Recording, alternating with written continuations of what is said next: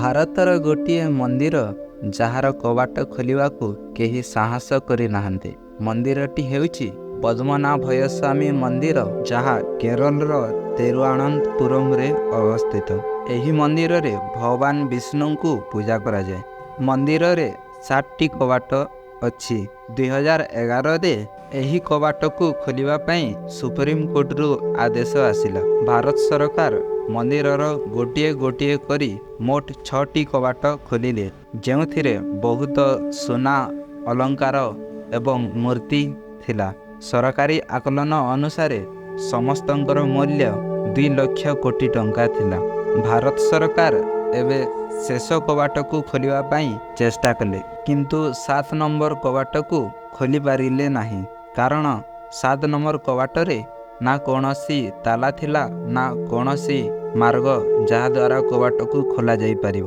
କିନ୍ତୁ ଆଶ୍ଚର୍ଯ୍ୟର କଥା ଏହା ଥିଲା ଯେ ସେହି କବାଟରେ 2 ପାର୍ଶ୍ୱରେ ସର୍ପ ଚିହ୍ନ ଥିଲା, ଯାହା ସମ୍ପୂର୍ଣ୍ଣ ଭାବରେ ସଂକେତ ଦେଉଥିଲା ଯେ କବାଟ ଖୋଲିଲେ ପରିଣାମ ଭୟାବହ ହେବ। ଏହିପରି ମଧ୍ୟ କିଛି ଘଟିଥିଲା।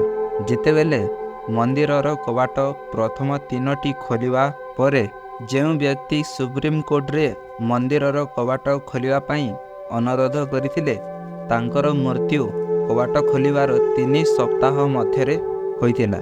ଏହିପରି ଘଟଣା ଘଟିବା ପରେ ମନ୍ଦିରର କମିଟି ସୁପ୍ରିମକୋର୍ଟରେ ଅନୁରୋଧ କଲେ ଯେ ଶେଷ କବାଟକୁ ନ ଖୋଲିବା ପାଇଁ, ଅନ୍ୟଥା ପରିଣାମ ବହୁତ ଭୟାବହ ହେବ। ମନ୍ଦିରର କମିଟି କହିବା ଅନୁସାରେ ଶେଷ କବାଟ ଗରୁଡ଼ ମନ୍ତ୍ର ଉଚ୍ଚାରଣରେ ବନ୍ଦ କରାଯାଇଛି, ଯାହାକୁ ଖୋଲିବା ପାଇଁ ଏହି ମନ୍ତ୍ରର ଉଚ୍ଚାରଣ କୌଣସି ଏକ ଧାର୍ମିକ ସାଧୁ ଯାହାଙ୍କୁ ଭଗବାନଙ୍କର ଆଦେଶ ଅଛି ସେ ହିଁ ଖୋଲିପାରିବେ। କମିଟିର ଅନୁରୋଧରେ ସୁପ୍ରିମକୋର୍ଟ ମନ୍ଦିରର କବାଟ ଖୋଲିବା କାର୍ଯ୍ୟ ବନ୍ଦ କରିଦେବା ପାଇଁ ଆଦେଶ ଦେଲେ। 26 ଡିସେମ୍ବର 2004ରେ କେରଳରେ ବାତ୍ୟା ହୋଇଥିଲା, କିନ୍ତୁ ମନ୍ଦିର ସମୁଦ୍ରଠାରୁ 3 କିଲୋମିଟର ପାଖରେ ଥିଲେ ମଧ୍ୟ ମନ୍ଦିରକୁ ବାତ୍ୟାର ଲହରୀ ଛୁଇଁ ପାରିଲା ନାହିଁ।